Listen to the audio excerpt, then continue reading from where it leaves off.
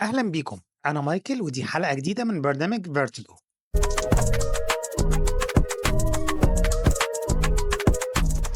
المرة دي أنا عايز أتكلم معاكم على إحدى الشخصيات الثرية في الدراما، ومش هروح معاكم للدراما بتاعت زمان، لأ ده أنا هتكلم معاكم في دراما رمضان 2025، وتحديدا شخصية عبيد اللي أداها الفنان مينا أبو الدهب في مسلسل أولاد الشمس. شخصية عبيد وعلاقتها بماجد، أو خلينا نقول بابا ماجد اللي قام بدورها الفنان محمود حميدة، كانت علاقة تستدعي جدا إن إحنا نقف قصادها ونفصصها ونحللها ونشوف إيه طبيعة العلاقة دي. عبيد هو واحد من نزلاء دار الأيتام اللي بيرعاه بابا ماجد، واللي هو يعتبر المفروض إن هو مسؤول عنه. عبيد كان طول الوقت حاسس بالعرفان والجميل ناحية بابا ماجد، لأن هو طلعه من بيئة أكثر قسوة كان بيتعرض ليها قبل كده، ألا وهي السيرك. طب كون إنك عملت معايا حاجة كويسة، هل ده معناه إن أنا أفضل تابع ليك ولاغي إرادتي وشخصيتي تمامًا؟ الإجابة طبعًا لأ، بدليل إن إحنا شُفنا علاقة بابا ماجد بباقي نزلاء الدار زي ولعة ومفتاح كانت مختلفة، خصوصًا إن بابا ماجد دوّة ما هواش شخصية مثالية. ده راجل من الآخر بيدور على مصلحته وبيستغل الدار ديّة لتحقيق أهداف شخصية وأهداف ربح، بإن هو يستغل الأولاد دول اللي ما حدش موجود يسأل عنهم في أنشطة غير مشروعة.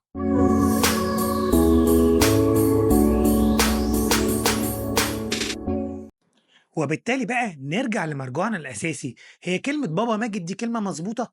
طبعًا لأ، ماجد ده مجرد مسؤول زيه زي أي مسؤول في أي موقع تاني، هو عنده مسؤولية، في واجبات وفي حقوق بينه وما بين اللي هو مرتبط بيهم ديّة، اللي هي عقد، والعقد شريعة المتعاقدين.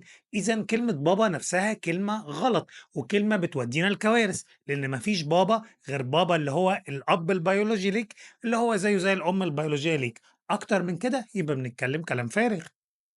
مشكلة عبيد بقى إن هو فضل مسجون في النظرة الأبوية ديّة تجاه شخصية ماجد، والنظرة الأبوية دي بتقودنا لكلام كبير أوي ممكن يرجعنا لكلام الدكتور جمال حمدان في فترة الستينات لما كتب كتاب شخصية نصر.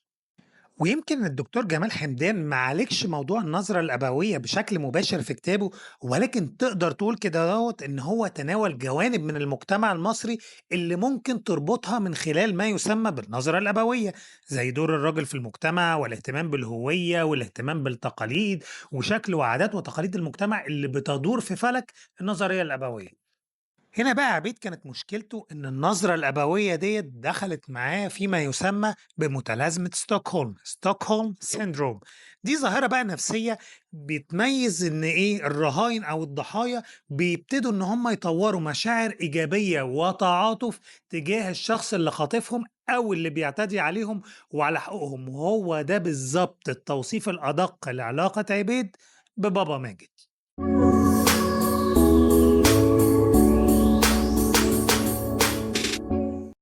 والحقيقة إنك ما تقدرش تضمن رد فعل أو تصرف الشخص المصاب بمتلازمة ستوكهولم، بدليل إن إحنا شفنا إن عبيد بسبب تصرفاته تسبب في مقتل قطايف، وبعد كده هو مفتاح في نهاية الأحداث. واللي زي عبيد عمره ما بيفهم إن اللي بيعمله دوّة كارثة ليه أولًا، وكارثة على الكل ثانيًا، لإن هو كان أبسط حاجة ممكن يتعظ ويشوف شخصية ماجد الحقيقية لمّا اتخلّص من قطايف، هو أنت كمان مستني لمّا المفتاح يموت ويولّع في الدار كله عشان تفهم؟ ومش هيفهم يا جماعة. فهو عبيد ما تقدرش تقول إن هو شخصية شريرة بطبعه إطلاقًا، هو مش شخص شرير، ولكن هو شخص مؤذي جدًا. وأعتقد إن اللي لخّصه أحسن واحد كان ولعة لمّا قال له: "كان نِفْسي تحب نَفْسك شوية أكتر من كده يا عبيد."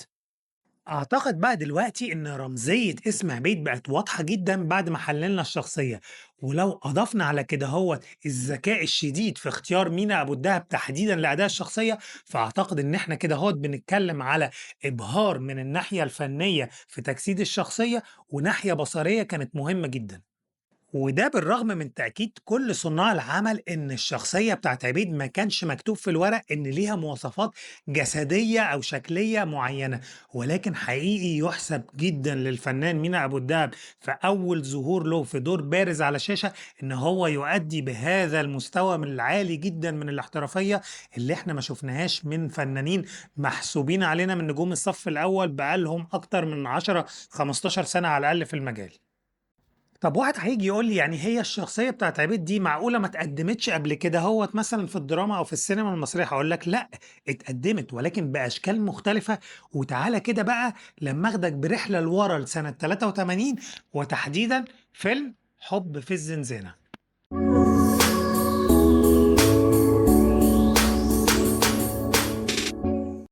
فاكرين شخصية السجين اللي أداها الفنان محمد أحمد المصري اللي هو الشهير عندنا دايمًا بدور أبو لمعة؟ هو دي بقى الشخصية اللي تعتبر عبيد المكمل ليها في وقتنا الحالي. طبعًا سامعك يا اللي دلوقتي بتقول لي اللي هو إيه علاقة دوّة بدوّة يا عم أنت هتدوّخنا معاك، اصبر بقى واتقل معايا دلوقتي. شخصية السجين اللي أداها الفنان أبو لمعة اللي هو محمد أحمد المصري طول الوقت وهو قاعد في السجن بيتكلم على رغيف العيش. الناس دي بتوفر لنا عيش، شايف العيش عامل ازاي لدرجة ان لما مراته جت تزوره في زيارة في السجن هو ما بيتكلمش معاه في اي حاجة غير رغيف العيش اللي هو فرحان بيه. ولو تشوف إحساس الرضا والقناعة وحالة اللامبالاة في كلامه، هتسأله سؤال هو يا اسطى أنت قاعد في سويسرا والّا إيه؟ ده أنت قاعد في سجن يا عم ومحدودة حريتك وكل حاجة، لأ، هو بيتكلم على العيش، بل هتلاقيه كمان لمّا بيتكلم مع بطل الفيلم اللي هو عادل إمام، بيكلمه إزاي السجن دوّة حاميهم من أخطار برّه، وإن الناس دي بانية سور عشان تحاوط عليهم وموقّفة عليه حراس عشان تحميهم من كل الأخطار الخارجية. طب معلش بقى ارجع لي كده ثانية بقى لولاد الشمس، مش ده بيفكّرك بجملة هو مش أحسن ما كنا نبقى أطفال شوارع؟ عشان تبقوا تعرفوا قيمة بابا ماجد، هتديروا الدار إزاي من غير بابا ماجد؟ هي نفس الفكرة ونفس الخديعة اللي بتُستخدم عشان تسيطر على عقول الناس اللي زي عبيد والناس اللي زي السجين هنا أهو.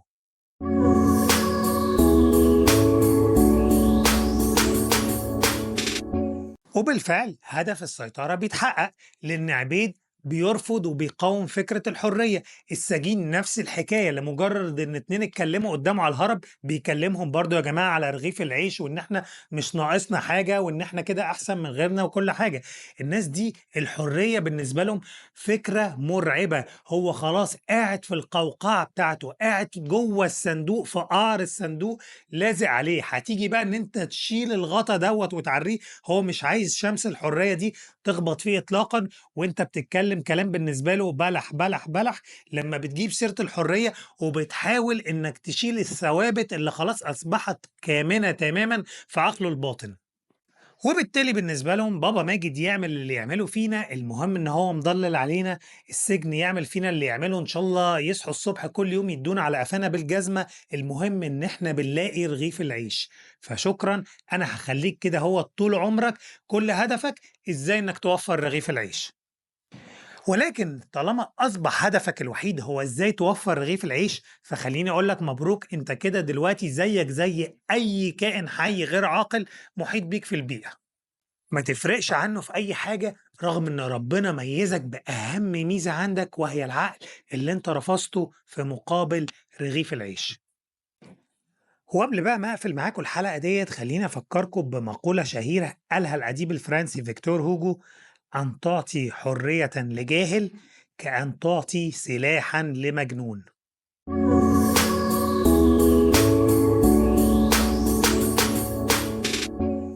خلصت كلامي معاكم على شخصية عبيد في مسلسل ولاد الشمس، يا ريت لو عجبكم الكلام دوت تعملوا لنا شير ولايك وسبسكرايب على القناة، وتقولوا لنا في الكومنتات بتاعتكم تحبوا نتكلم على ايه في الحلقات الجاية سواء أفلام أو مسلسلات. أشوفكم على خير.